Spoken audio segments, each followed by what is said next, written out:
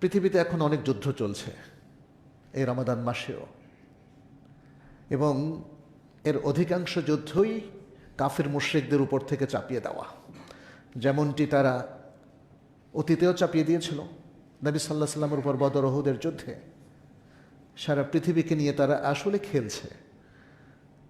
পৃথিবীর মুসলিমরা তাদের সহজ শিকার।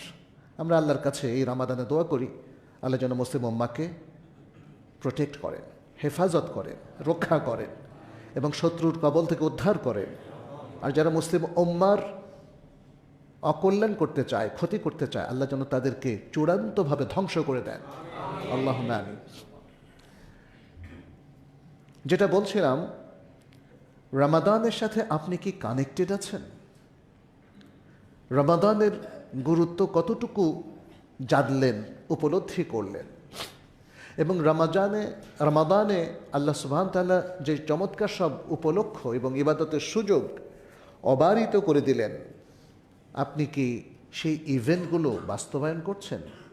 তাহলে রমাদানের গুরুত্বটা আপনার খুব ভালোভাবে জানা থাকবে এবং সেই গুরুত্ব অনুযায়ী আপনি আমল করতে পারবেন। রমাদান একটা মহাসুযোগ, একটা মহান উপলক্ষ। 12 মাসের মধ্যে অন্যতম একটি মাস, যে মাসের প্রতিটা মুহূর্ত বরকতময়, যে মাসে আল্লাহ সুবহানাহু ওয়া তাআলা সকল কল্যাণের চমৎকার পরিবেশ তৈরি করে দিয়েছেন, যে মাসে সিয়াম সাধনার মধ্য দিয়ে আপনি আল্লাহর গভীর থেকে গভীরতর সান্নিধ্যে চলে যেতে পারেন এবং আল্লাহর কাছ থেকে স্পেশাল সিয়ামের পুরস্কারটা আপনি নিতে পারেন। এত সব বিশাল সুযোগ কিন্তু এই মাসে আল্লাহ তাআলা দিয়ে দিয়েছেন। এই মাসে মুমিনের ঈমানকে নবায়ন করার নতুন সুযোগ সৃষ্টি করা হয়েছে। নিয়তকে শুদ্ধ করে পরিপূর্ণ মুখলেস বান্দায় পরিণত হওয়ার একটা চমৎকার উপলক্ষ তৈরি হয়েছে। তাকওয়া অর্জনের চমৎকার ট্রেনিংয়ের ব্যবস্থা রয়েছে। আর আখলাক ও নৈতিকতা অর্জনের সুন্দর একটা সুযোগ এবং সুন্দর সফট স্কিল অর্জনের সুযোগ উন্মুক্ত হয়ে গেছে। এত যে চমৎকার চমৎকার সুযোগ, আমরা কি সেই সুযোগটা নিতে পারছি? যারা এই সুযোগটা পেয়েও হারাচ্ছেন, খেয়াল করছেন না বা গাফেল থাকছেন, তাদের ব্যাপারে নবী সাল্লাল্লাহু আলাইহি সাল্লাম কিন্তু সতর্কবাণী উচ্চারণ করেছেন। একটা হাদিসে, যেটি ইমাম বুখারী তার আল আদাবুল মুফরাদে উল্লেখ করেছেন এবং ইমাম আহমদ তার আল মুসনাদ গ্রন্থে উল্লেখ করেছেন, সেখানে নবী সাল্লাল্লাহু আলাইহি সাল্লাম বলছেন, রাগিমা আনফু রাজুলিন যুকিরতু ইনদাহু ফালাম ইউসাল্লি আলাইয়া।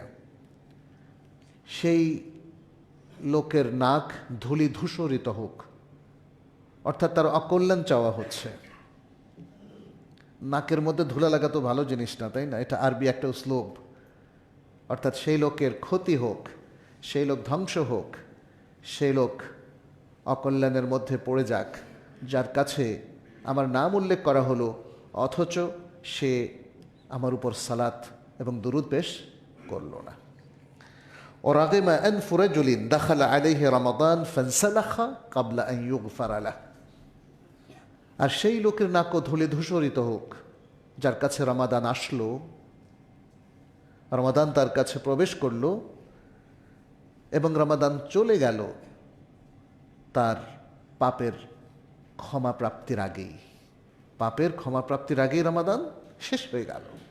তাইলে সেই লোকও খুবই দুর্ভাগা, সেই লোকও খুবই দুর্ভাগা। কোনো কোনো রাওয়ায়াতে এসছে, রাগিমা আনফু ইমরুইন আদরাকা শাহর রমাদান ফালাম ইউগফার লাহু। সেই লোকের নাক ধুলো ধূসরিত হোক, যে রমাদান মাস পেল অথচ পাপের ক্ষমা করিয়ে নিতে পারল না। আচ্ছা, তৃতীয় ব্যক্তিকে, রাগিমা আনফু রাজুলিন আদরাকা আবাওয়াহু ইনদাল কিবার ফালাম ইউদখিলাহুল জান্নাহ। সেই লোকের নাকও ধুলো ধূসরিত হোক, দুর্ভাগ্যবান সেই ব্যক্তি যে বাবা মাকে বৃদ্ধ অবস্থায় পেল অথচ এই বাবা মাকে দিয়ে সে নিজেকে জান্নাতে প্রবেশ করাতে পারল না। এটা আসলে আল্লাহর পক্ষ থেকে কোনো আফসোস নয়, একটা সংবাদ জানালেন। এই 3 শ্রেণীর মানুষ দুর্ভাগা, যারা এই সুযোগগুলো গ্রহণ করতে পারল না। এর মধ্যে একটা হলো রমাদান মাস। এটা অত্যন্ত বরকতময় মাস, মহাসুযোগ যে কোনো মুমিনের জীবনে তার পূর্বের যে কোনো পাপের ক্ষমাপ্রাপ্তির জন্য, মাগফিরাতের জন্য। সেটাই তো বলল, সে রমাদান পেল কিন্তু আল্লাহর কাছে ক্ষমা পেল না। ক্ষমা পাবে কি করে? সে তো ক্ষমা চাই নাই, সে তো সিয়ামটাকে যথার্থভাবে পালন করে নাই, সে আরও যে সমস্ত সুযোগগুলো আছে সে সুযোগগুলো অ্যাভেল করে নাই, ফলে রমাদান তার মিস হয়ে গেল। একটু ভাবুন তো প্রিয় মুসল্লি ভাইয়েরা, বোনেরা, কতগুলো রমাদান আপনি এভাবে মিস করেছেন? এটা ভাবনার বিষয় না বলেন তো? অবশ্যই ভাবনার বিষয়। আমার জীবনে যতগুলো রমাদান আমি প্রাপ্ত হয়েছি, এর মধ্যে কয়টাকে কাজে লাগিয়েছি আর কয়টা আমার জীবন থেকে মিস হয়ে গেছে? আপনি তো সবসময় টাকার হিসাব করেন, কত টাকা অর্জন করতে পারলেন আর কতটা মিস হলো। আর দুর্নীতিগ্রস্ত লোকেরা দুর্নীতির মাধ্যমে মানে কয়টা দুর্নীতি মিস করলো সেটাও তারা হিসাব করে, তাই না? যেমন ঘুষের মাধ্যমে কতটা টাকা পাওয়ার কথা ছিল, কয়টা পাইল। হ্যাঁ, চুরি চামারি, আত্মসাৎ এবং মানুষকে ঠকিয়ে কতটা টাকা তার প্রফিট করার কথা ছিল, এগুলো কিন্তু হিসাব করে মানুষ। যারা ব্যবসায়ী আছেন, ব্যবসায় যারা ভেজাল মেশান, কতটা ভেজাল মেশালে তার অনেক প্রফিট হবে, এই হিসাবটা তারা করে না? তাহলে আমরা জেনুইন হিসাবটা কেন করছি না? যে ভালো আমলগুলো করলে শুধু আপনার ব্যক্তিগত লাভই হতো এমন নয়, সারা বিশ্বের মানুষ আপনি ভালো মানুষ হলে লাভবান হবে। হবে কি না বলেন? আপনি যদি মানব সম্পদে পরিণত হন, আপনি যদি জাতির শ্রেষ্ঠ সন্তানে পরিণত হন, আপনি যদি ভালো মানুষ হয়ে যান এবং আপনার মতো সমাজের সবাই ভালো মানুষ হয়ে যায়, কে উপকৃত হবে? এই কমিউনিটি উপকৃত হবে, এই উম্মা উপকৃত হবে, এই সমাজ উপকৃত হবে, এই দেশ উপকৃত হবে। হবে কি না বলেন? আর এখানকার ব্যবসা বাণিজ্য, এখানকার জনজীবন সব কিছু নতুন মাত্রা পাবে যদি রমাদানের মাধ্যমে আমাদের তরুণ প্রজন্ম ভালো হয়ে যায় এবং আমাদের সব বয়সের মানুষগুলো নিজেদেরকে পবিত্র করে নেয়, কলুষমুক্ত জীবনযাপন করে, দুর্নীতিমুক্ত জীবনযাপন করে। কিন্তু তার জন্য প্রয়োজন ইগতিনামু শাহর রমাদান, রমাদান মাসকে গনিমত হিসাবে চিহ্নিত করা। গনিমত সব যুগেই সবার কাছে অত্যন্ত আকাঙ্ক্ষিত একটা সম্পদের মতো, যার স্বপ্ন সে দেখে, এই সম্পদ যদি আমি অর্জন করতে পারতাম। কিন্তু আফসোস, আমাদের শিক্ষাগত ত্রুটির কারণে আমাদের যে মহাসম্পদ, মহাপ্রোগ্রামগুলো আল্লাহ তাআলা দিয়েছেন, এগুলোকে আমরা সম্পদ মনে করি না।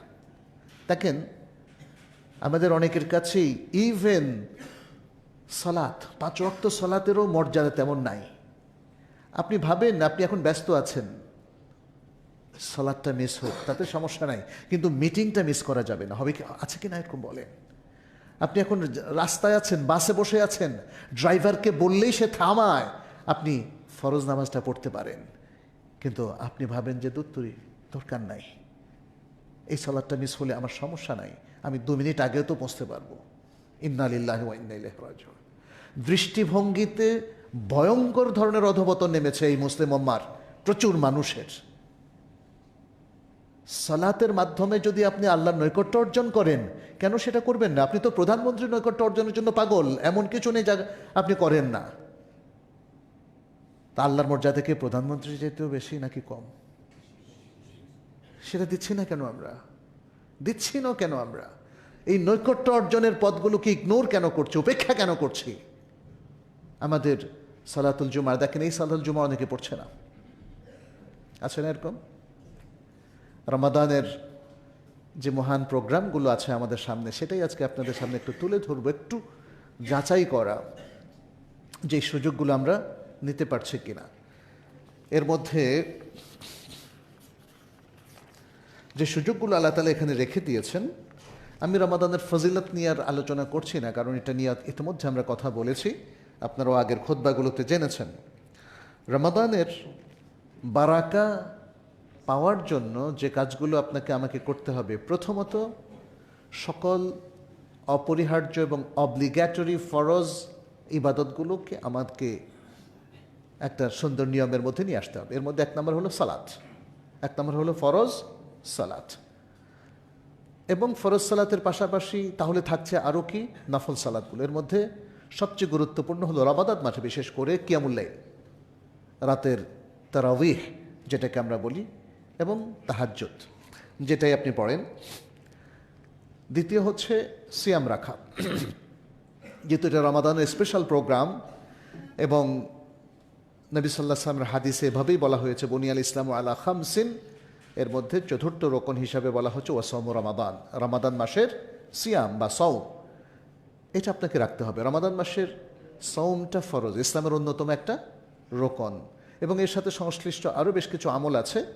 সে আমলগুলোর মধ্যে আছে ইফতার, সাহারি ইত্যাদি। আর আরেকটা আমল আছে যেটা দেখা যায় না, কিন্তু আপনার মাথায় রাখতে হবে।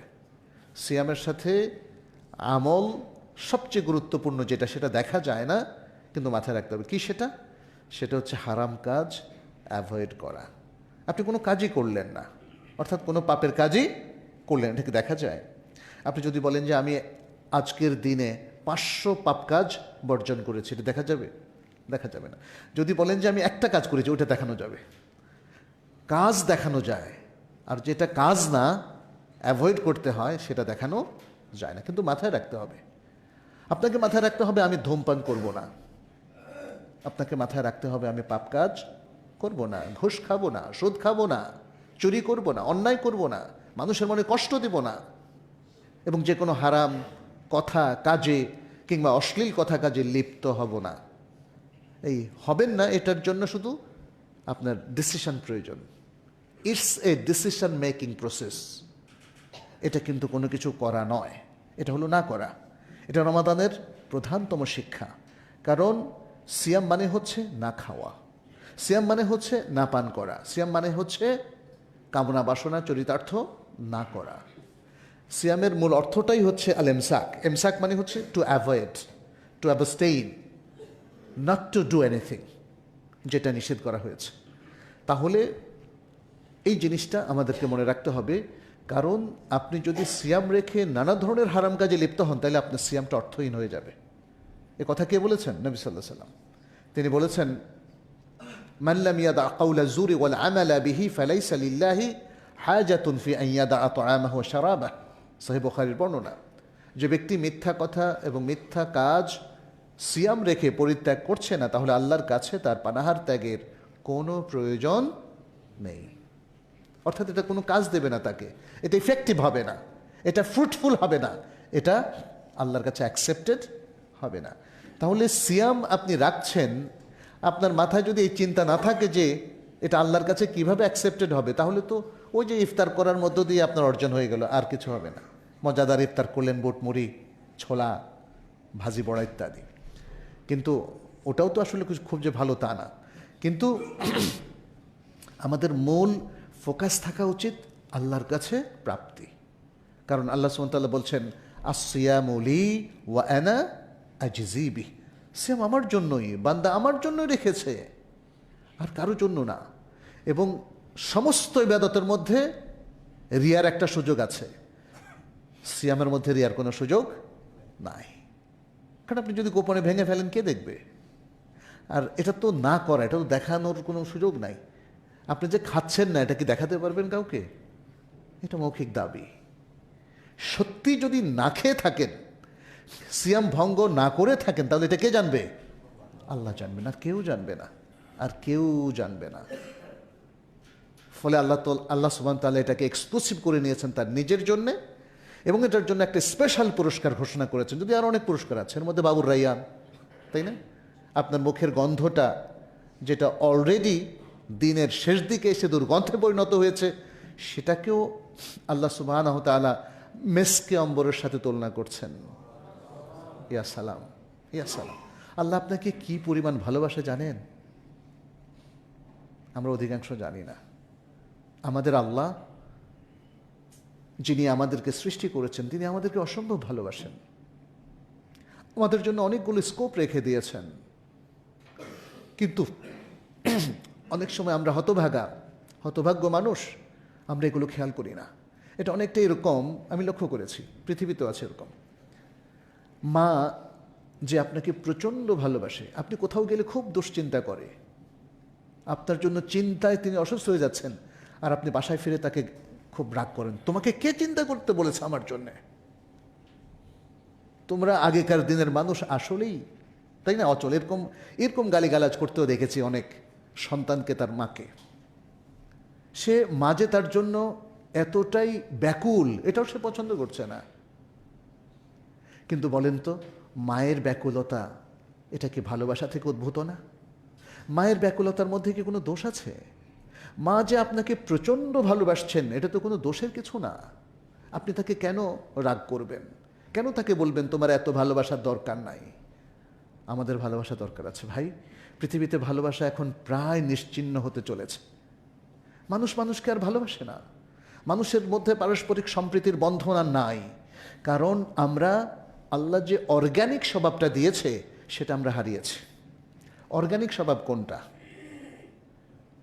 একটা হাদিসে কিন্তু সেটা নবী সাল্লাল্লাহু আলাইহি ওয়াসাল্লাম উল্লেখ করে দিয়েছেন। অর্গ্যানিক স্বভাব সেটা হলো ফেতরা। নবী সাল্লাল্লাহু আলাইহি ওয়াসাল্লাম বলছেন, কুল্লু মাউলুদিন ইউলাদু আলাল ফেতরা।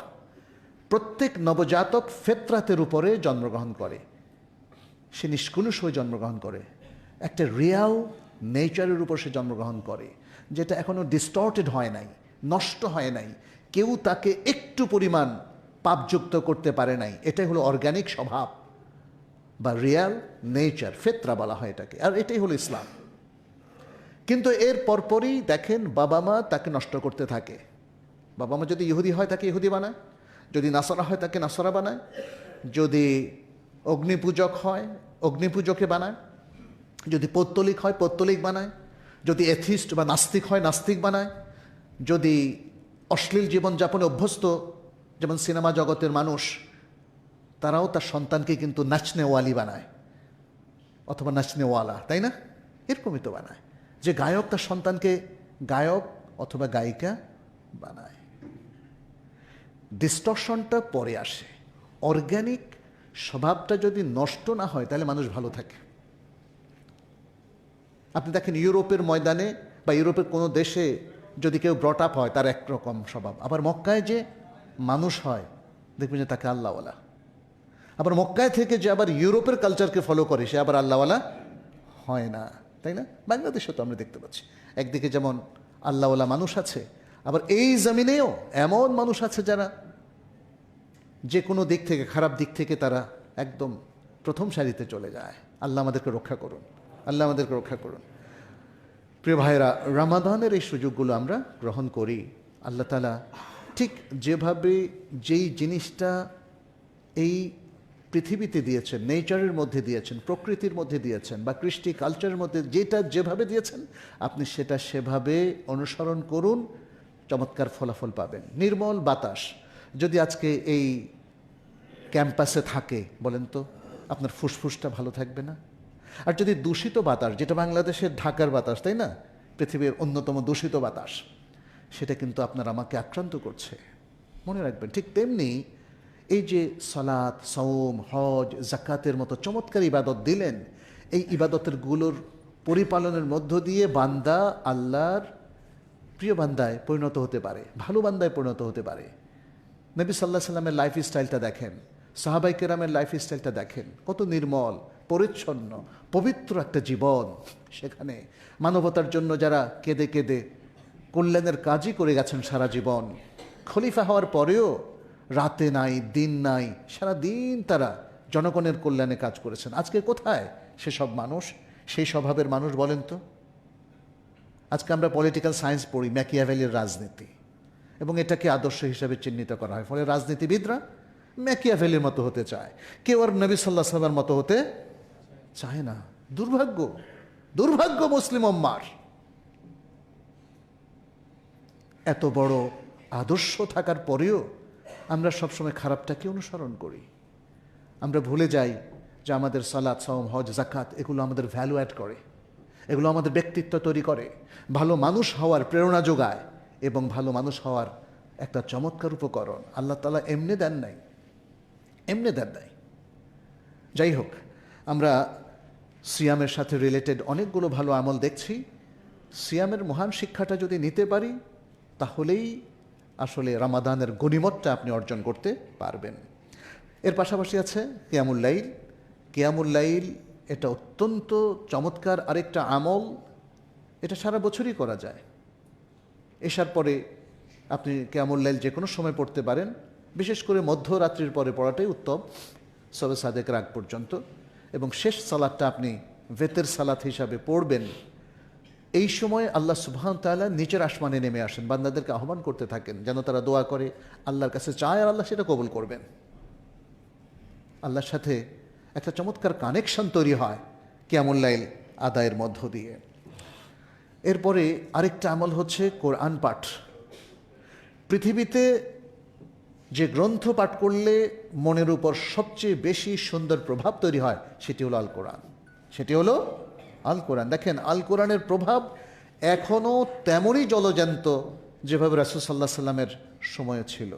তখনও কোরআন শোনার জন্য পাগল হয়ে এই আবু জেহেলরা নবী সাল্লাল্লাহু আলাইহি সাল্লামের গৃহে চলে আসতো, আপনারা হয়তো জানেন, তাই না? মক্কায় একদিন তারা, নবী সাল্লাল্লাহু আলাইহি সাল্লাম তো রাত্র তেলাওয়াত করতেন, কিয়ামুল লাইল করতেন, মক্কাও তিনি নামাজ পড়তেন অথবা তেলাওয়াত করতেন। তো তারা শোনার জন্য চলে আসলো। চারদিকে চারজন দাঁড়ালো, কুরাইশ সর্দার, এর মধ্যে আবু জাহেলও ছিল। তারা শুনতে শুনতে এত ভালো লাগলো। অনেক সময় দেখবেন আপনারও একটা কবিতা আবৃত্তি ভাল লাগে। অনেক সময় আমরা সকালবেলা অনেকেই কোরআন তেলাওয়াত ছেড়ে দেয় বিভিন্ন রাস্তায় বা হোটেলে, হঠাৎ একটা তেলাওয়াত শুনে দাঁড়িয়ে পড়ি। আমার মনে আছে ছোট সময় এরকম, হঠাৎ এত সুন্দর তেলাওয়াত, কলজা জড়িয়ে যায়, তাই না? অনেকক্ষণ দাঁড়িয়ে পড়তে থাকি, শুনতে থাকি আমরা। তো এভাবে তারা শুনতে শুনতে ভোর হয়ে গেছে। ভোরে তারা বলে, তুমি কেন এসছো, তুমি কেন এসছো, তুমি কেন? দেখা গেল প্রত্যেকে কোরআন তেলাওয়াতের জন্য এসেছে, শোনার জন্য এসেছে। তখন তারা একে অপরকে তিরস্কার করতে শুরু করলো, যার বিরুদ্ধে তোমরা অবস্থান নিয়েছো, তোমরা সেই কোরআন শুনতে এসেছো। সুবহানাল্লাহ। তাহলে কাফেরদের অন্তরে যে কোরআনটা এত বড় ইম্প্যাক্ট ফেলে, আমাদের অন্তরে কেন ফেলছে না বলেন তো একটু? তাইলে ওদের অন্তর চেয়ে আমাদের অন্তর পাথর হয়ে গেছে বেশি, এটা একটু বুঝতে হবে। কতদিন আমার প্রিয় মুসল্লি ভাইয়েরা, কতদিন আপনার কোরআন তেলাওয়াত করেন নাই বলেন তো? আর এই রমাদানে কত পারা কোরআন তেলাওয়াত করেছেন, কতটুকু করেছেন? একটু ভেবে দেখা দরকার না? একটু ভেবে দেখা দরকার। কোরআন থেকে ডিটাচড যে মুসলিম উম্মাহ হয়ে যায়, তাদের খুব বেশি কল্যাণ হবে না। কারণ আপনি আপনার সময় যদি কোরআনে না দেন, ইবাদতে না দেন, তাহলে কিসে দিয়েছেন আপনি? সেটা আপনাকে বের করতে হবে। আপনি কোন কাজে, কোন ইভেন্টগুলোতে এত সময় ব্যয় করলেন বলেন? আপনি যে কাজে বেশি সময় ব্যয় করেন, আল্লাহ সেরকমই আপনাকে করে দিবেন, মনে রাখবেন। আর আপনার প্রত্যেকটা সময়ের হিসাব আল্লাহর কাছে দিতে হবে। বনি আদমের পা হাসরের ময়দান থেকে সরবে না যখন তাকে নির্দিষ্ট বেশ কয়েকটা প্রশ্ন করা না হবে। একটা প্রশ্ন করা হবে আন উমরিহি ফিমা আফনাহ, তার জীবন সম্পর্কে, জীবনের এই সময়গুলো সে কোথায় ব্যয় করেছিল। আর অনেকগুলো ইবাদত সম্পর্কে জিজ্ঞেস করা হবে। ইভেন সালাত সম্পর্কে জিজ্ঞেস করা হবে যে আপনি সালাতগুলো ঠিক মতো পড়েছেন কিনা, টাইম মতো পড়েছেন কিনা, নাকি সবগুলোকে কাজা করেছেন। হ্যাঁ, তো কিয়ামুল লাইল এর পরে আমরা বললাম কি, কোরআন পাঠ করা। নবী সাল্লাল্লাহু আলাইহি সাল্লাম কোরআন পাঠকে জাতির উদ্দেশ্যে এমন চমৎকারভাবে তুলে ধরেছেন যে তিনি মদিনায় প্রতি বছর রমাদান আসলে রমাদানের প্রতি রাত্রে জিব্রিলের সাথে বসতেন। জিব্রিল, যিনি আল্লাহর পক্ষ থেকে তার কাছে কোরআনের বার্তা নিয়ে আসতেন, কোরআনের ওহী নিয়ে আসতেন, তার সাথে এ যাবৎকাল যতটুকু কোরআন নাজেল হয়েছে পুরোটাই একজন আরেকজনকে শোনাতেন। মূলত শুনতেন হচ্ছে জিব্রিল। একবার তিনি শোনাতেন, আরেকবার নবী সাল্লাল্লাহু আলাইহি সাল্লামের মুখে শুনতেন। এই দুই শুনানির মাধ্যমে উদ্দেশ্য ছিল নবী সাল্লাল্লাহু আলাইহি সাল্লামকে আরও আলোকিত করা, সমৃদ্ধ করা, তাকে আরও কোরআন দিয়ে একদম ভরপুর করে দেওয়া।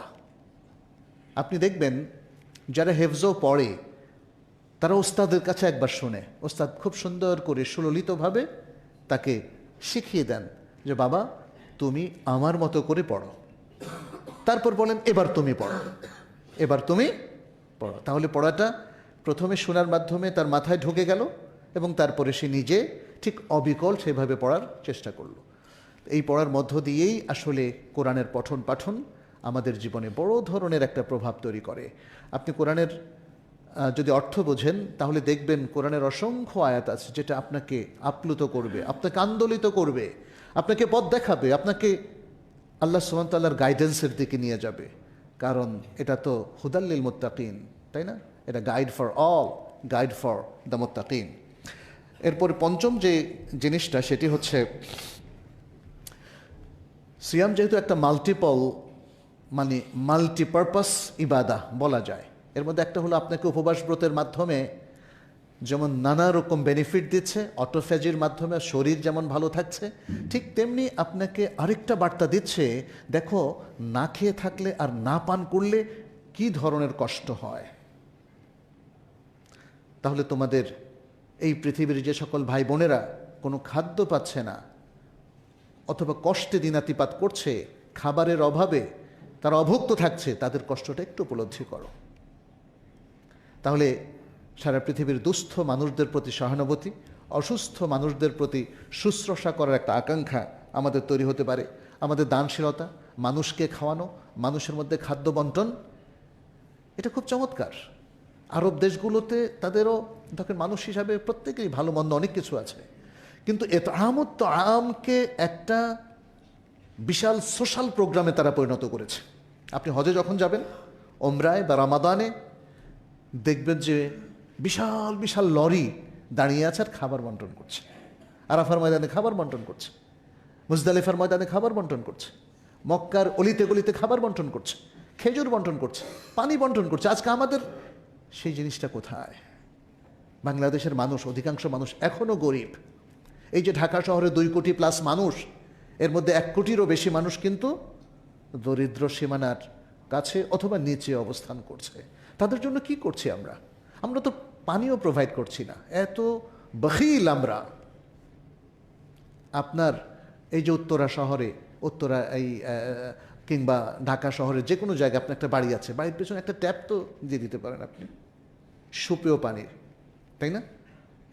যে পানিটা পরিষ্কার হয়ে মানুষ খেতে পারে, হেলদি ওয়াটার, এটা দিতে পারেন। কেউ দেয় না, খুব কম মানুষ। মক্কা মদিনা দেখে এসে এখন 1-2 স্টার্ট করেছেন। তাহলে আমাদের দানশীলতা কিন্তু লেভেলের চাইতে অনেক নিচে। আমরা মানুষকে খাওয়াই না, এমনকি আল্লাহর যে পানি তো আসলে এই যে, তাই না, নদীমাতৃক দেশে আমাদের পানির তো অভাব নাই, শুধু শোধন করা দরকার। সেই পানিটাও কিন্তু আমরা মানুষকে প্রোভাইড করছি না। তা আমি আশা করি যে এগুলো আমাদের জীবনের পরিবর্তন ঘটাবে ইনশাআল্লাহ। এরপর আরেকটা প্রোগ্রাম হচ্ছে তাফতির সয়েম। তাফতির মানে হচ্ছে ইফতার করানো, আর সয়েম মানে রোজাদারকে ইফতার করানো। এটাকে আপনি ইফতার প্রোগ্রামও বলতে পারেন, ইফতার প্রোগ্রাম। তবে তাফতির প্রোগ্রাম বলে আরেকটু ভালো হয়, কারণ এখানে তো আপনার ফোকাসটা কি? আপনি ইফতার করবেন, সওয়াবটা কি আপনার ফোকাসে না থাকলে মুশকিল। আপনার নিয়তের মধ্যে যদি সওয়াব লাভের ইচ্ছা না থাকে তাহলে কিন্তু সওয়াব পাবেন না। একজন ব্যক্তি বলল যে ভাই আমি ঘুষ খাওয়া পছন্দ করি না, আমি যেই ঘুষ খায় শাস্তি দেই। এরকম একজন লোককে আমি একবার বললাম যে তাহলে তো আপনি অনেক সওয়াবের কাজ করেছেন। উনি বললেন যে না, সওয়াবের নিয়তে করি নাই। তো সওয়াবের নিয়তে যদি না করেন তাহলে ইসলামিক রুল হচ্ছে আপনি কোনো সওয়াব পাবেন না, কারণ আপনি রিওয়ার্ড চান না আল্লাহর কাছে। নিজের স্বপ্রণোদিত হয়ে করেছেন, ভালো কাজ করেছেন, but you will not get reward, আপনি সওয়াব পাবেন না। এর জন্য সওয়াবের নিয়তটা রাখবেন। তাহলে তাফতির সয়েম এই ফোকাসটা থাকলে ভালো। আপনারা তাফতির প্রোগ্রাম নাম দেন, তাফতির, ইফতার নয়, তাফতির। তাফতির মানে হচ্ছে একটা জায়গা যেখানে অনেক লোককে আমরা ইফতার করাচ্ছি, এটা তাফতির প্রোগ্রাম। কিন্তু আমাদের অধিকাংশ মানুষ এটাকে বলছে ইফতার পার্টি। পার্টিতে গেলেন কেন রে ভাই? হ্যাঁ, এটা কি পার্টি?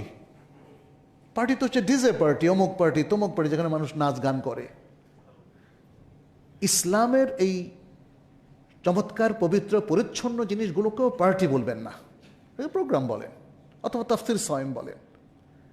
আমি মদিনায় গত রমাদানে দেখলাম কি চমৎকার প্যাকেটের মধ্যে তাফতির সয়েম লেখা আছে, বারনামেজ তাফতির সয়েম। এটা আসলো কোত্থেকে? এটা আসলো নবী সাল্লাল্লাহু আলাইহি ওয়াসাল্লাম হাদিস থেকে, মান ফাত্তারা সাইমান ফালাহু আজরুহু মিন গায়রি আন ইয়ানকুসা মিন আজরি সাইম শাই। যে ব্যক্তি কোনো রোজাদারকে ইফতার করায় তাহলে তার জন্য সেই রোজাদারের সমপরিমাণ সওয়াব স্পেশাল থাকবে, তবে রোজাদারের সওয়াবের মধ্যে কোনো কমতি হবে না। এমন না যে আল্লাহ তাআলা তার সওয়াবের কিছু অংশ আপনাকে দিলেন যেহেতু আপনি ইফতার করালেন। নো, রোজাদারের সওয়াবের কোনো ঘাটতি হবে না, তার যা প্রাপ্য সে পাবে। বাট আপনি একজন রোজাদারকে ইফতার করার কারণে তার ওই দিনের সমস্ত সওয়াব প্রাপ্ত হয়ে গেলেন। সুবহানাল্লাহ। তার মানে হচ্ছে কি, ইসলাম প্রোগ্রাম দিচ্ছে আপনাকে যে আপনি মানুষকে খাওয়ান, আপনি পকেটে ভরবেন না, পকেট থেকে দেবেন। আমি মদিনায় অনেক শাইখকে দেখেছি, আলহামদুলিল্লাহ আলহামদুলিল্লাহ, তারা মানে মানুষের কাছ থেকে নিয়ে পকেটে ভরছেন এরকম না, বরং যেমন শেখ আবু বকর জাজাইরি, এরকম আরও বেশ কয়েক শাইখকে দেখলাম যে মসজিদে নববীতে এসার পরে বের হলাম, উনি বের হলেন, দুই হাতে ওনার 100 রিয়ালের বান্ডেল অথবা 50 রিয়ালের বান্ডেল, আর মানুষকে সমানে দিচ্ছেন। আর মানুষ টাকা পেলে তো ধনীরাও নেয় দেখি। আমি মক্কা মদিনায় দেখলাম আরাফায় অনেক ধনী মানুষ দৌড়ে গিয়ে ফি সাবিলিল্লাহর খাবারটা নেওয়ার জন্য মানে অপেক্ষা করছে, লম্বা লাইন ধরছে। এটা মানুষের স্বভাব, মানুষের আসলে সম্পত্তির প্রতি একটা লোভ আছে। তারপরও বড় কথা হচ্ছে আপনি কোন তরিকার মানুষ, আপনি কি দেনেওয়ালা নাকি নেওয়ালা, তাই না? আমাদের উচিত হচ্ছে দেওয়া। আমাদের ওলামায়ে কেরাম, আমাদের বিশিষ্ট ব্যক্তিবর্গ, আমাদের সচ্ছল ধনী ব্যক্তিবর্গ, আমাদের রাজনীতিবিদ, এদের সবারই উচিত হচ্ছে জনগণের মধ্যে বন্টন করে দেওয়ার স্বভাব। জনগণের সম্পত্তি নিজের পকেটস্থ করার স্বভাব আমাদের বর্জন করতে হবে। তাহলেই দেশে দেখবেন একটা সুবাতাস তৈরি হবে, গুড গভর্নেন্স তৈরি হবে। যখন কোনো ব্যক্তির বা সকল মানুষের সব কিছু নিজের পকেটস্থ করার স্বভাব তৈরি হয়, তখন আর গুড গভর্নেন্স থাকে না।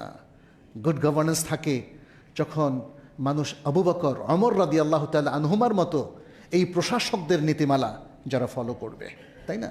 রমাদান আমাদেরকে সে শিক্ষা দেয়। এই জন্যই কথায় কথায় মানুষকে খাওয়াও, রোজাদারকে ইফতার করাও ইত্যাদি। এরপর আরেকটি হচ্ছে বেশি বেশি নফল কাজ করা, নফল সাদাকা করা। ফরজটা তো আমরা করবই, ফরজে কিন্তু কোনো ঘাটতি করা যাবে না, কিন্তু ফরজ দিয়ে আপনার মর্যাদা লেভেলে থাকবে। আর লেভেল থেকে উপরে উঠতে হলে আপনার নফল লাগবে, লেভেল থেকে উপরে উঠতে হলে নফল লাগবে। এটা আমাদের ব্যক্তিগত জীবনেও কিন্তু আপনি আমার বন্ধু, আপনার সাথে খুবই সুন্দর আচরণ করছি, তাহলে বন্ধুত্ব স্বাভাবিক পর্যায়ে। কিন্তু যখনই আমি আপনাকে ছোট্ট একটা উপহার দেব, একটা পাঞ্জাবি উপহার দিলাম, ইভেন একটা ফুল, একটা গোলাপ উপহার দিলাম, আপনার মনে অন্যরকম একটা আনন্দ, এবং আপনি ফিল করবেন যে আমার এই ভাই আমাকে কি প্রচণ্ড ভালোবাসে, অথচ এতদিনও ভালোবেসেছি আমি, তাই না? কিন্তু রেগুলার ফ্রেন্ড থেকে একটু উঠতে হলে একটু সামান্য নফল সাদাকা, নফল হাদিয়া যদি দেওয়া যায়, ঠিক এমনটি আপনি যদি নফল নামাজ, যে কেমন লাগে, যে নফল নামাজ না, নফল নামাজ, এই আমলটা করলে আপনি আল্লাহর অনেক কাছে চলে যেতে পারবেন, অনেক কাছে চলে যেতে পারবেন। এভাবেই যদি আমরা নিজেদেরকে তৈরি করি। এরপর হলো এতেকাফ, শেষ 10 রাতে 10 দিনে এতেকাফ করা। এবার সেটা সম্ভবত 10ই মার্চ সন্ধ্যা থেকে শুরু হচ্ছে আমাদের বাংলাদেশে। তাহলে আপনি এতেকাফটা করেন। এতেকাফের ক্ষেত্রে এটা কি জরুরি যে 10 দিনই আপনাকে করতে হবে, নাহলে করবেন না? না, আপনি একদিনের এতেকাফও করতে পারেন, 2 দিন, 5 দিন, যার পক্ষে যতটুকু সম্ভব। অনেকের অফিস আছে, অনেকের ক্লাস আছে, অনেকের নানা রকম ব্যস্ততা আছে। মিনিমাম 1 দিন হলে এতেকাফ করবেন, 3 দিন হলে আরেকটু ভালো, 5 দিন হলে আরও ভালো, আর 10 দিন হলে তো কোনো কথাই নাই। নবী সাল্লাল্লাহু আলাইহি ওয়াসাল্লাম পুরো 10 দিনই তিনি এতেকাফ করতেন মদিনা আসার পর থেকে, এবং শেষবার যখন তিনি এতেকাফ করলেন সেবার তিনি 20 দিন এতেকাফ করেছিলেন। এরপর হলো সবর, প্রত্যেকটা জায়গায় সবর করা, তাড়াহুড়ো না করা, যে কোনো ফলাফল লাভের জন্য অস্থির না হয়ে যাওয়া, লোভী না হওয়া। জীবন সংগ্রামে সবরটা খুব গুরুত্বপূর্ণ একটা আমাদের উপকরণ। সবরের মধ্য দিয়েই আমরা মুক্তি পেতে পারি, আমরা যে কোনো জিনিসে সাফল্য পেতে পারি সবরের মধ্য দিয়ে, তাড়াহুড়ো না করা ইত্যাদি। মানুষ যে আমাকে, সবর মানে শুধু চুপ করে বসে থাকা না, যে আমাকে গালি দিল আমি তাকে গালি না দেওয়া সবর, যে আমাকে আঘাত করলো তাকে প্রতিঘাত না করাটা সবর। আমার প্রয়োজন, টাকার প্রয়োজন, কিন্তু দুর্নীতি না করাটা সবর। আমার ইবাদত করতে কষ্ট হয়, তারপরে আমি ইবাদত করে যাচ্ছি, এটা হলো সবর। এই জন্য সবর অনেকগুলো আছে, আমরা সেটা করব। আরেকটা গুরুত্বপূর্ণ আমল হচ্ছে লাইলাতুল কদর এর তাহাররি করে। এটাকে পাওয়ার জন্য শেষ 10 দিনে নিজেকে নিয়োজিত রাখা ইবাদতে। এবং তারপরে আরেকটি হলো যিকির, তওবা, ইস্তেগফার, এই কাজগুলো করা। আল্লাহকে সার্বক্ষণিক যিকিরে রাখার একটা ট্রেনিং নিয়ে নেওয়া, আর প্রতিদিন ইস্তেগফার এবং তওবা করা, যাতে আমরা পাপমুক্ত হয়ে যেতে পারি। তওবা ইস্তেগফার আপনাকে পাপমুক্ত করে, আর কোনো কিছু পাপমুক্ত করে না। সিনসিয়ার তওবা, সত্যিকার অর্থে অনুতপ্ত হয়ে আল্লাহর কাছে তওবা করা এবং তারপরে ক্ষমা চাওয়া, এটা হলো তওবা এবং ইস্তেগফার। এই প্রক্রিয়ার মধ্য দিয়ে প্রতিদিনই আপনি পাপমুক্ত হয়ে যেতে পারেন। এটা তো ভালো। আপনি যদি প্রতিদিনই পাপমুক্ত হয়ে যেতে পারেন, তাহলে আপনার মর্যাদা আল্লাহর কাছে অনেক বেশি। যদি আপনি প্ল্যান করেন যে না, আমি প্রতিদিন পাপমুক্ত হওয়া দরকার কি, আমি আগে পাপটা ভালো মতো করে নেই, বুড়ো হলে তারপরে একসাথে হজে যাব একবার, তারপরে তওবা করে ভালো মানুষ হয়ে যাব। আমাদের অনেকেরই কিন্তু এই প্ল্যান, কিন্তু এটা ভুল প্ল্যান না, বলেন তো? এটা মারাত্মক ভুল প্ল্যান। নবী সাল্লাল্লাহু আলাইহি সাল্লাম প্রতিদিন কোথাও বলছে 70 বারেরও বেশি, কোথাও বলছে 100 বারের বেশি তওবা করতেন, অথচ তিনি হলেন সেই মহান ব্যক্তি যার পূর্ব পরে সব পাপ ক্ষমা করে দেওয়া হয়েছে। তাহলে আমরা কেন আল্লাহর কাছে ক্ষমা চাচ্ছি না? নবী সাল্লাল্লাহু আলাইহি সাল্লাম তার এই আমল দিয়ে আমাদেরকে চোখে আঙ্গুল দিয়ে দেখিয়েছেন যে আমার উম্মতের লোকেরা, তোমাদের প্রত্যেককেই প্রতিদিনই তওবা ইস্তেগফার করতে হবে। এটা তোমাদের প্রতিদিনের প্রোগ্রামের মধ্যে তোমরা অন্তর্ভুক্ত করে নাও। এরপরে প্রত্যেকটা কাজে নবী সাল্লাল্লাহু আলাইহি ওয়াসাল্লামের আদর্শ অনুসরণ। তিনি কিভাবে সিয়াম রাখতেন, রোজার দিনটা কিভাবে কাটাতেন, তিনি কিভাবে যাকাত দিতেন, তিনি কিভাবে সালাত পড়তেন, তিনি কিভাবে হজ করতেন, তিনি কিভাবে উমরা করতেন, তিনি কিভাবে কোরবানি করতেন, তিনি কিভাবে প্রশাসন চালাতেন, তিনি কিভাবে রাজনীতি করতেন, তিনি কিভাবে বিচারালয় চালাতেন, তিনি কিভাবে দুস্থ মানুষদের জনকল্যাণমূলক কাজগুলো করতেন, এসব কিছু আমাদের আজকে একটু খেয়াল করতে হবে। আমরা পাশ্চাত্যের মডেলটা নিয়ে নিয়েছি, কিন্তু আমাদের প্রিয় নবী মুহাম্মদ সাল্লাল্লাহু আলাইহি ওয়াসাল্লামের মডেলটাকে আমরা পরিত্যাগ করেছি। এটা বড় ধরনের ভুল, এবং এই কারণেই আজকে মুসলিম উম্মাহ দেখেন প্রায় সবাই লেজুর বৃত্তি করছে। তারা প্রায় সবাই লেজুর বৃত্তি করছে, যে কোনো হয় কোনো পৌত্তলিক রাষ্ট্রের লেজুর বৃত্তি করছে, অথবা কোনো ইহুদি রাষ্ট্রের লেজুর বৃত্তি করছে, অথবা কোনো খ্রিস্টান রাষ্ট্রের এবং তাদের কৃষ্টি কালচারের লেজুর বৃত্তি করছে, এবং এতে আমাদের মধ্যে কোনো আফসোস হচ্ছে না। প্রিয় ভাইরা, রমাদানের এই মহান দিনে আসুন আমরা আল্লাহর কাছে প্রতিজ্ঞা করি, আল্লাহ তোমার রাসূলের মডেলটাই শ্রেষ্ঠ মডেল। ওয়া ইন্না খায়রাল হাদী হাদী মুহাম্মাদিন সাল্লাল্লাহু আলাইহি ওয়াসাল্লাম, যেটা আমরা খুতবাতুল হাজাতে বলে থাকি। The best guidance is the guidance of the prophet Muhammad সাল্লাল্লাহু আলাইহি ওয়াসাল্লাম। অতএব সেই গাইডেন্সটাকে আসুন আমরা ফলো করি। The best model is the model of the prophet Muhammad সাল্লাল্লাহু আলাইহি ওয়াসাল্লাম। তার মডেলটাকেই আমরা অনুসরণ করি। তার মধ্য দিয়েই রমাদান থেকে সর্বোচ্চ বেনিফিট আমরা তুলতে পারবো। রমাদানকে বেস্ট ইউজ করতে পারবো যদি রাসূল সাল্লাল্লাহু আলাইহি ওয়াসাল্লাম এই রমাদানে কেমন করেছিলেন সেই বিষয়গুলো। রমাদানের আরও দু একটা আমল বলে আমি শেষ করব। সেটি হচ্ছে আমাদের অন্তরের কিছু ইবাদত দরকার। আমরা অনেকেই ইবাদতের বাহ্যিক রূপগুলোতে অভ্যস্ত, কিন্তু অন্তরের ইবাদত নিয়ে আমাদের তেমন কোনো আসলে চিত্ত চাঞ্চল্য নেই, গবেষণা নেই। অন্তরের ইবাদতগুলোর মধ্যে আছে একটা হলো তাবাত্তুল। আল্লাহ সুবহানাহু ওয়া তাআলা বলছেন, ওয়াযকুর ইসমা রাব্বিকা ওয়া তাবাত্তাল ইলাইহি তাবতীলা, যে তোমার রবের নাম স্মরণ করো আর তার দিকে পরিপূর্ণভাবে ঝুঁকে যাও। তাবাত্তুল মানে হচ্ছে দুনিয়ার প্রতি কিছুটা বিরাগ ভাজন হয়ে, যতটুকু প্রয়োজন তার অতিরিক্তটা বিরাগ ভাজন হয়ে আল্লাহর দিকে ঝুঁকে যাওয়া, আল্লাহ অভিমুখী হওয়া। আল্লাহ সুবহানাহু ওয়া তাআলা সূরা ইনশিরাহের মধ্যে বলছেন, ওয়া ইলা রাব্বিকা ফারগাব, আর তোমার রবের দিকে তোমরা আগ্রহী হও। আরেকটু হচ্ছে তাদাররু, আল্লাহর কাছে কান্নাকাটি করে একটু দোয়া করা, আল্লাহ অভিমুখী হওয়া। বান্দা দেখবেন যে যদি অতিরিক্ত দুনিয়ামুখী হয় তাহলে কান্নাকাটি আসবে না। তার এগুলোর কাছে সিলি বলবো কি, মানে কি জন্য কাঁদতেছে, তাই না, এরকম একটা ভাব চলে আসে। কিন্তু আপনি দেখবেন আল্লাহমুখী হওয়ার মধ্যে কী যে শান্তি, কারণ আল্লাহ তো আমাদের রব, আল্লাহ আমাদের প্রিয় ইলাহ। অতএব আল্লাহমুখী হওয়ার মধ্যে বান্দা সত্যিকার অর্থে সবচেয়ে বেশি লাজ্জাত ফিল করে। কিন্তু সেই ট্রেনিংটা তো থাকতে হবে, সেই এডুকেশনটা থাকতে হবে। এই জন্য আল্লাহর কাছে আমরা যাতে যে কোনো সময় দোয়া করি, একটু কান্নাকাটি করে দোয়া করি, সেই ইয়েটা করতে হবে। আল্লাহ সুবহানাহু ওয়া তাআলা এখানে বলেন, উদউ রাব্বাকুম তাদাররুআন ওয়া খুফিয়া, তোমরা আল্লাহর কাছে বিনীত বিগলিত হয়ে দোয়া করো এবং গোপনে দোয়া করো। এরপর বলছেন ওয়াযকুর রাব্বাকা ফি নাফসিকা তাদাররুআ ওয়া খীফা ওয়া দুনাল জাহরি মিনাল কওলি বিল গুদুওয়ি ওয়াল আসাল ওয়া লা তাকুম মিনাল গাফিলিন। তোমার রবকে স্মরণ করো তোমার নিজের মনে, বিগলিতভাবে, গোপনে এবং সকাল সন্ধ্যায় একটু নীরবভাবে। আর গাফেলদের অন্তর্ভুক্ত হইও না, যারা গাফেল, যারা কোনো কিছুতে খোঁজ খবর রাখে না, তাদের অন্তর্ভুক্ত হইও না। আরেকটা হলো কুনুত। কুনুত মানে হচ্ছে আল্লাহমুখী হওয়া, কানেতিন। কোরআনের ভাষায় বলা হয় হাফিযু আলাস সালাওয়াতি ওয়াস সালাতিল উসতা ওয়া কুমু লিল্লাহি কানিতিন। অত্যন্ত মনোযোগী হয়ে তোমরা আল্লাহর দিকে, আল্লাহর জন্য দাঁড়াও। আচ্ছা, এখানে আর অনেকগুলো আয়াত আছে। এনাবা, এনাবা মানে আল্লাহর দিকে ফিরে আসা। আমরা এখন দুনিয়ামুখী।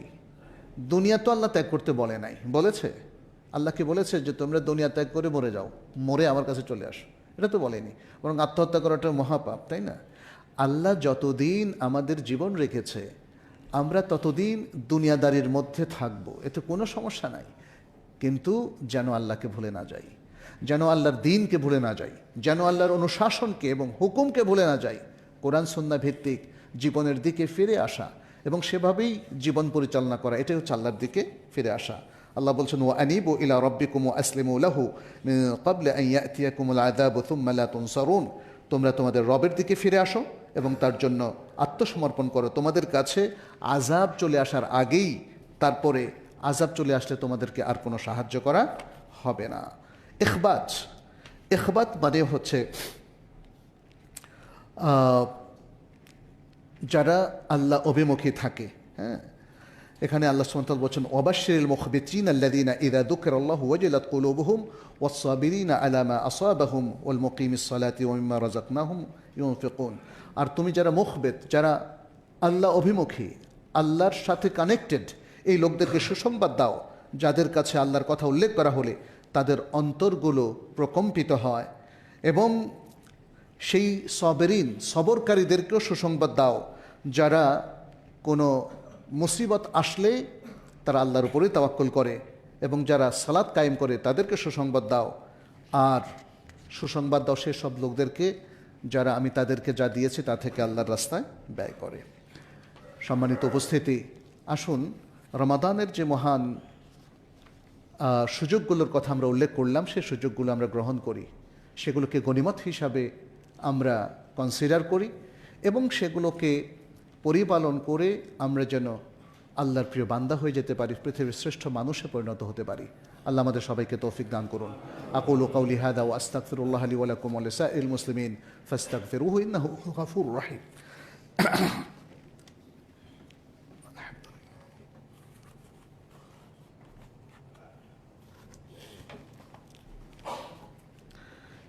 الحمد لله رب العالمين والعاقبة للمتقين والصلاة والسلام على نبينا محمد وعلى آله وأصحابه أجمعين.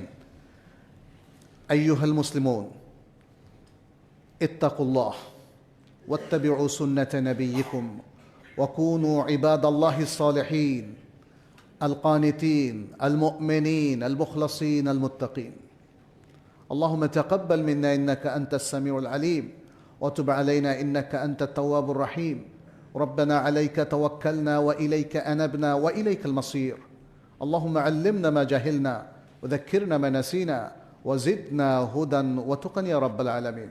عباد الله, আল্লাহ সুবহানাহু ওয়া তাআলার শুকরগুজার হচ্ছি যিনি আমাদেরকে এই 1447 হিজরি রমাদান মাস উপহার হিসাবে দান করলেন, এবং তার কাছে তৌফিক কামনা করছি যেন এই রমাদানের বাকি অংশের সময়টুকুকে আমরা কাজে লাগাতে পারি।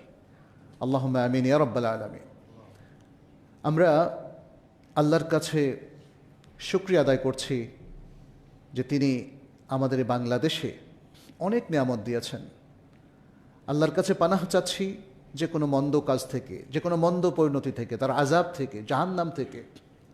দোয়া করছি আল্লাহ যেন আমাদের এই দেশের মধ্যে বারাকা দেন, আমাদের এই দেশের মধ্যে সমৃদ্ধি দেন, আমাদের মানুষগুলোর মধ্যে সম্প্রীতি দেন এবং আমাদের মধ্য থেকে বিদ্বেষকে, হানাহানিকে তুলে নেন। আমাদের মধ্য থেকে তার আযাব গজবকে তুলে নেন, আমাদেরকে দিশা দেন, আমাদের নেতৃত্বের মধ্যে হেদায়াত ছড়িয়ে দেন, কোরআন সুন্নাহর প্রতি আমাদের ভালোবাসা তৈরি করে দেন এবং আমরা যেন সত্যিকার ভালো মুসলিম হতে পারি। এই বছরের রমাদানের বাকি দিনগুলোকে কাজে লাগিয়ে আমরা